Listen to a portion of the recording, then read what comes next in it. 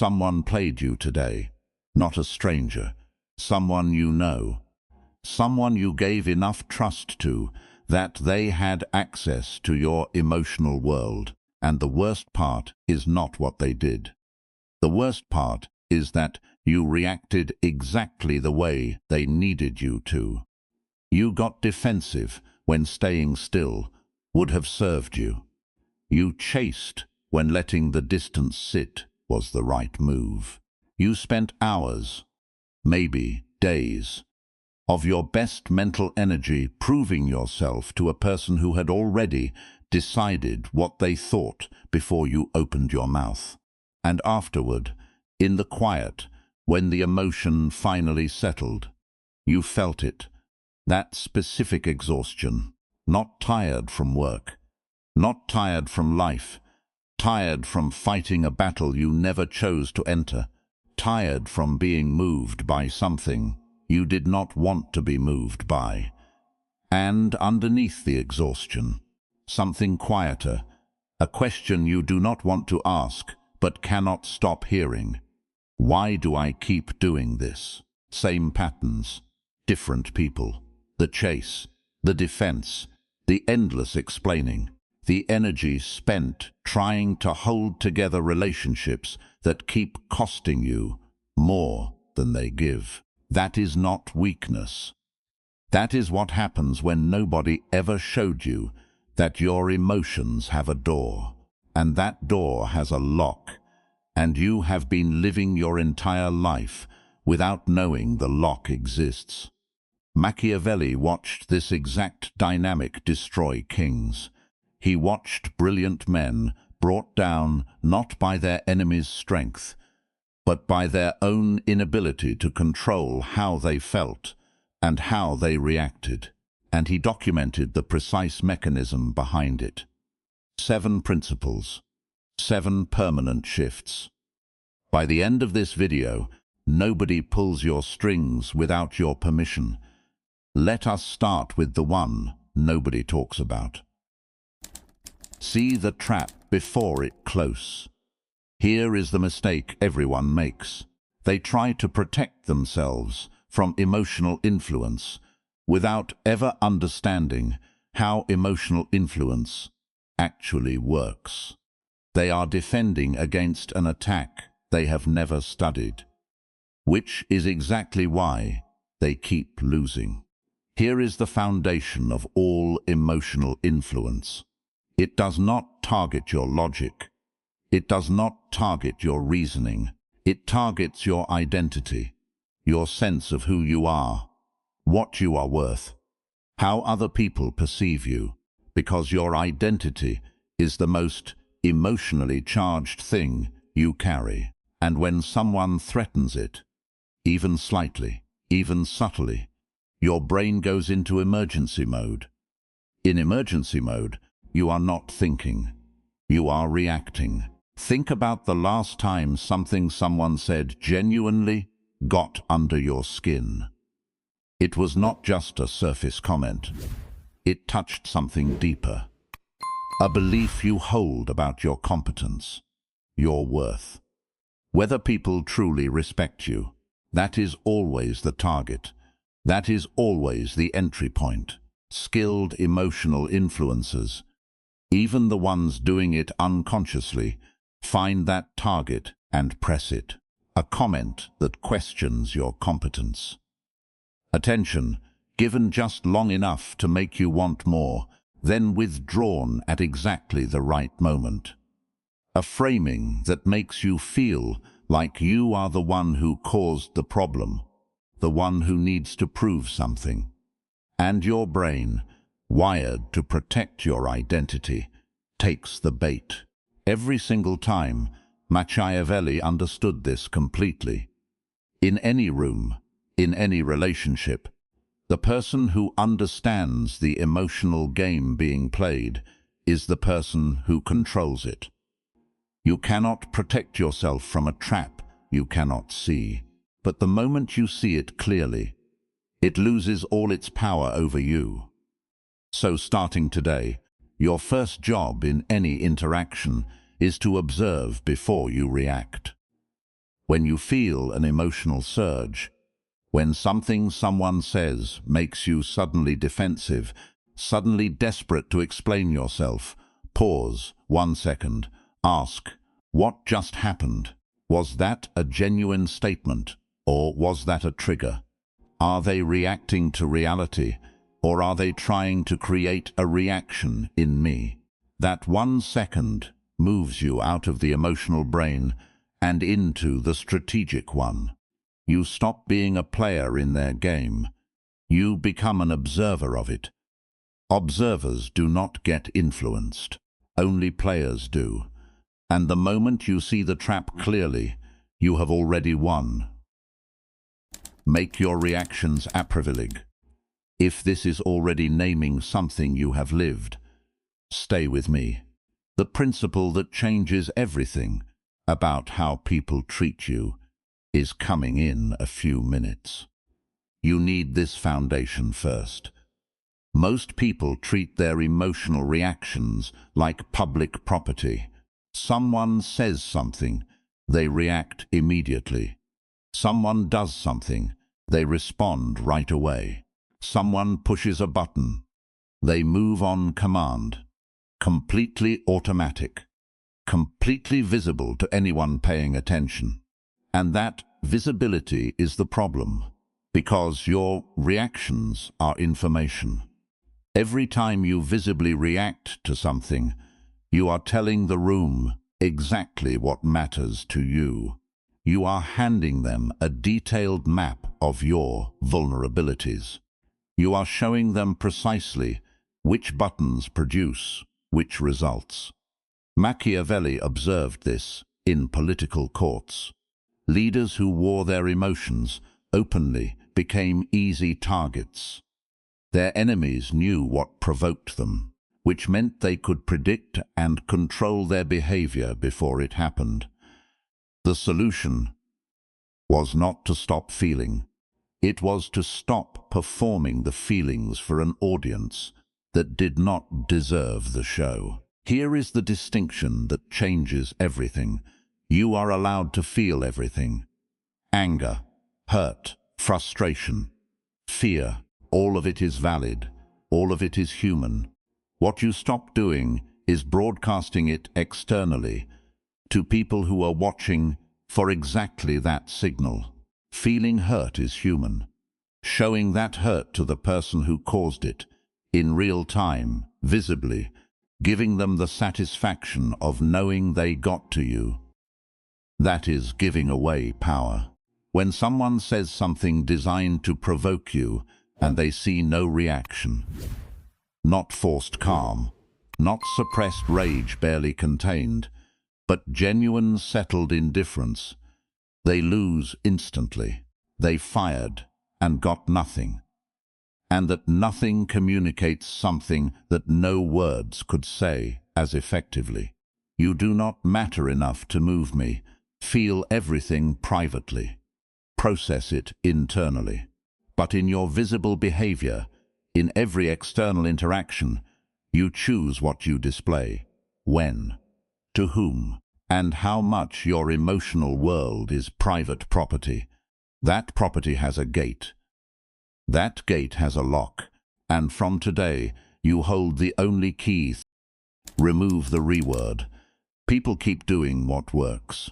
If a behavior gets them what they want from you, they will repeat it. Always. Without exception. And this is precisely why you keep experiencing the same patterns from the same people in an endless loop. Because somewhere along the way, those tactics produced results, and you never stopped them from producing results.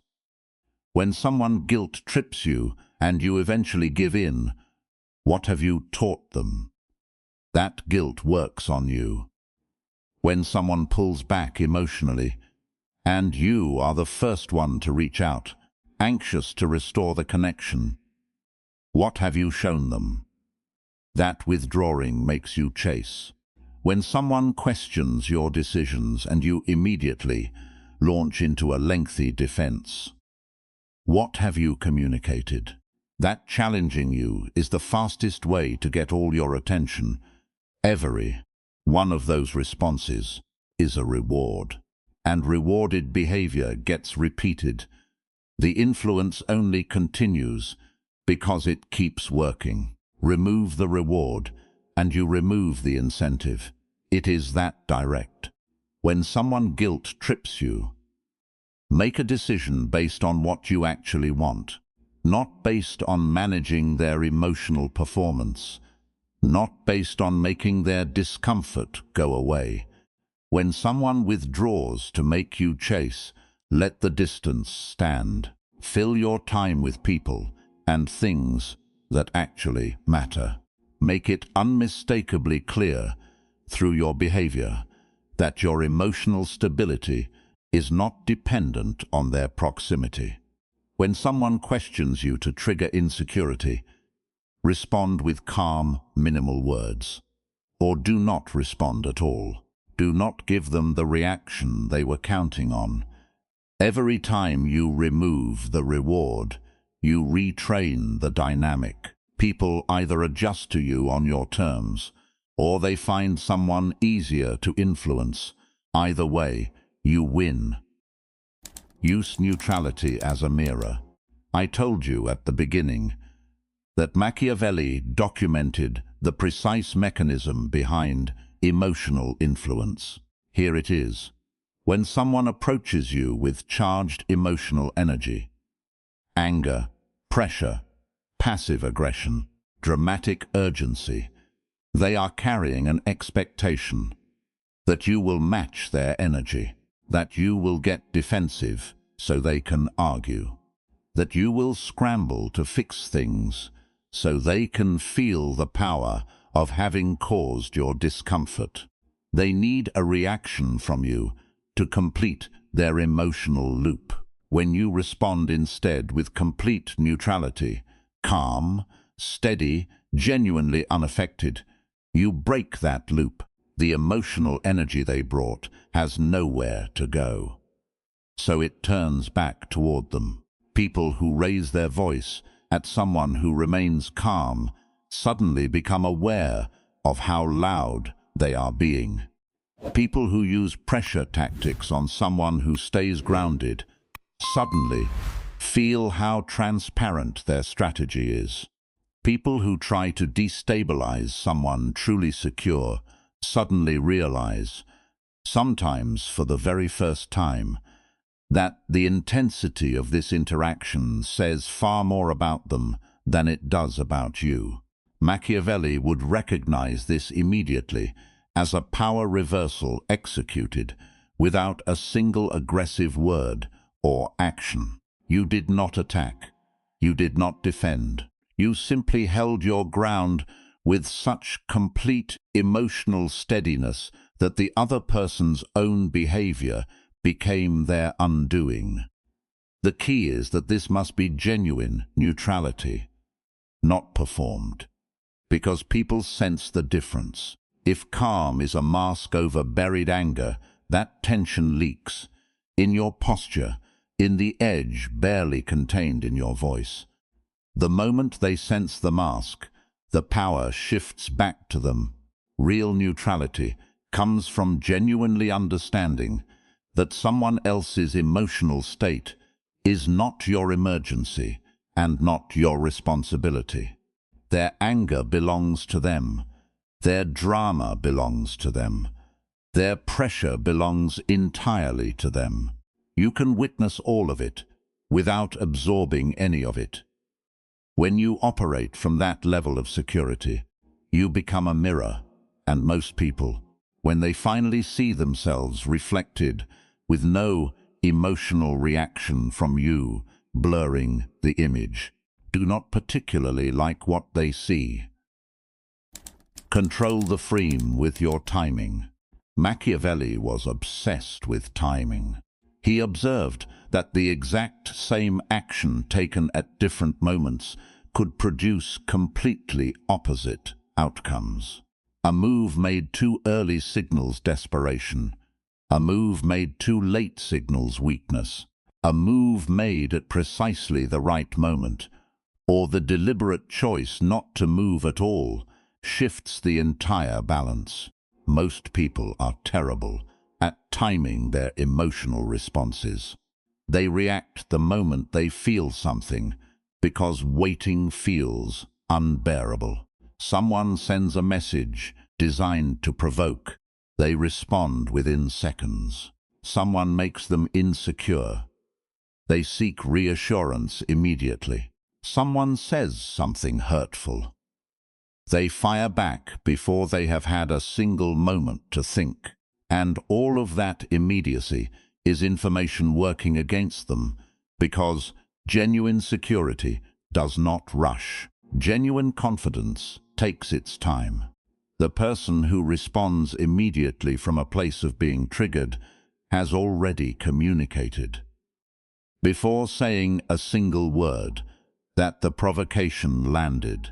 But the person who waits, who responds on their own schedule, who demonstrates through their very timing that there is no crisis requiring immediate management, that person controls the emotional frame completely. Before you respond to anything carrying emotional weight, create space, even 5 minutes, even an hour.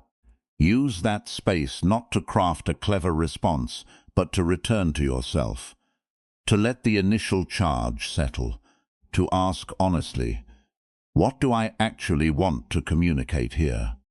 What response comes from my values rather than from the part of me that was just hurt? The response that emerges from that space is always cleaner, always more composed, always more powerful than whatever your reactive mind would have produced in the first raw moment. Timing is a form of authority. The person who controls when they respond controls the rhythm of every interaction. Learn to use it. Build relationships where you do not perform. Drop one word in the comments right now. The word that names what you now understand about why you keep ending up in the same emotional patterns. Keep watching. A significant portion of your emotional vulnerability comes not from being weak. It comes from being in the wrong rooms, from building your life around relationships that require you to constantly perform a version of yourself that is not actually you. You perform confidence when you are uncertain. You perform happiness when you are struggling. You perform being fine when you clearly are not. And all of that ongoing performance drains your psychological resources at a level deeper than you probably realize. But here is what makes it specifically dangerous from an emotional influence standpoint. The people you are performing for hold something you desperately want: their approval, their continued presence, their positive perception of you. And as long as you need something from them, as long as their opinion of you affects your sense of yourself, they have enormous power over your emotions, because they control access to the validation you are performing to earn. Machiavelli observed this constantly in political courts. Advisors who shaped themselves entirely around what the ruler wanted to see were never truly secure. Their entire standing depended on maintaining the performance. The moment the ruler's preferences shifted, they had nothing real to stand on. Real emotional strength is built in relationships where the performance is not required, where you can show up uncertain, imperfect, unpolished. And that is not only acceptable but genuinely welcomed. Those relationships exist, but building them requires something most people avoid because it feels risky. You have to stop performing before the relationship feels completely secure. You have to let someone see something real about you: your uncertainty, your actual opinions, your imperfection, and allow them to decide whether they want that version. The people who choose to stay after seeing something real and unfiltered, those are the people in whose presence you are genuinely safe. And in those relationships, emotional influence loses its grip completely, because there is no image to threaten, no approval to strategically withhold, no fear of being seen as you actually are. Surround yourself with people and environments where your presence is enough. Not your performance, your presence. Become the author of your own story. This is the final principle, and it is the one that anchors everything else. Because all the awareness in the world, all the neutrality and timing and boundary setting, none of it holds long-term without the foundation underneath it. And that foundation is this. Right now there is a story running in your head about who you are, where your value comes from, what you deserve, what you need from other people to feel okay about yourself. That story was written by 1,000 experiences you did not choose. Things people said to you when you were young, how you were treated in relationships that mattered, what you absorbed about worth and belonging from the world around you. And most people are living out that story without ever having consciously chosen it. They did not write it. They inherited it. And because they have never examined it, never questioned it, never decided whether it is actually true, that story continues to be rewritten in real time by every interaction, every triggering comment, every person who comes along knowing exactly which beliefs to press. That is emotional influence at its deepest level. It is not just a tactic someone uses in a single moment. It is someone accessing the belief system you have been carrying unconsciously and pulling the strings that belief system handed them. And it worked because you never looked at the foundation yourself. Machiavelli's most enduring insight about power was not tactical. It was this: the leader who truly knows himself cannot be made into something he is not.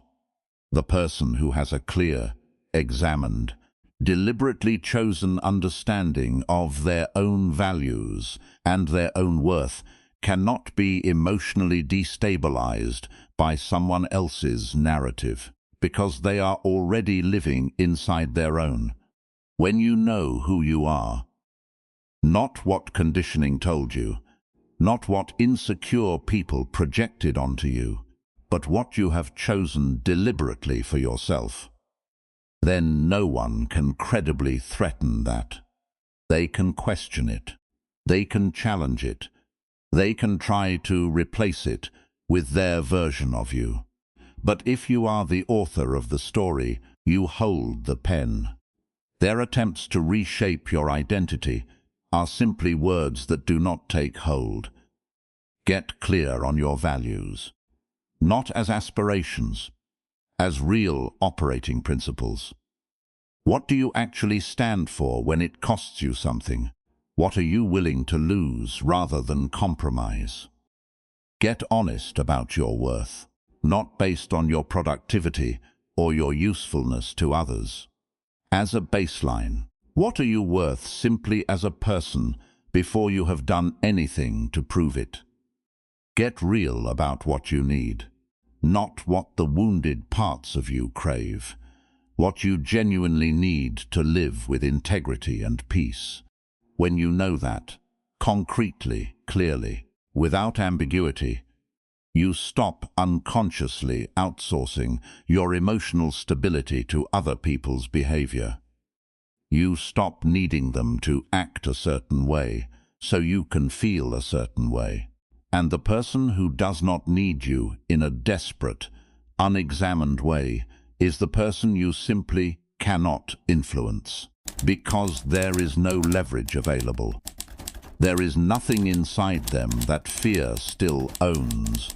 Become the author. Pick up the pen and watch how the people who used to move you discover they no longer have access to the controls. Go back to that exhaustion from the beginning. The tiredness of fighting battles you never chose to enter. The quiet question underneath it all. Why do I keep doing this? You have the answer now. You kept doing it because nobody showed you the mechanism. Nobody showed you the lock on the door. Now you have seen it. The identity targeting, the reaction as information, the reward system that keeps the pattern alive, the neutrality that reverses the power, the timing that controls the frame, the performance-based relationships that hand over the leverage, the unexamined story that gave everyone access to your controls. 7 mechanisms, 7 permanent shifts, and not one of them requires you to become harder. Not one of them requires you to become colder or more distant or less human. They require you to become more yourself, more examined, more deliberate, more grounded in something real enough that someone else's emotional pressure simply cannot find a foothold. Machiavelli spent his life studying what separates the people who thrive from the people who get overwhelmed and left behind. Across every court and every power struggle, the answer was always the same. The ones who mastered themselves could not be mastered by anyone else.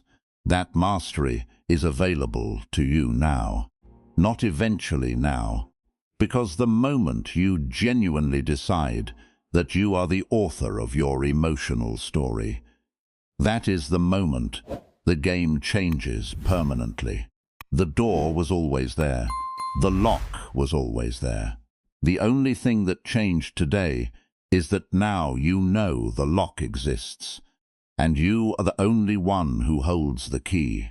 Tell me in the comments, which of the 7 hit closest to home? Not in general. The specific one that named the exact pattern you have been living, without being able to explain it, because awareness is not enough on its own. The real work starts in the next interaction, the next moment someone tries to trigger you, the next time you feel that pull to chase, defend, explain. That is the moment everything you heard today either becomes real or stays theoretical. Share this with one person who keeps getting pulled into emotional situations they never wanted to be in and cannot figure out why. Not as advice, as a gift, Kavispar. Because what comes next goes deeper into the hidden psychology of identity, power, and the forces shaping your behavior that you have been living inside without knowing they were there.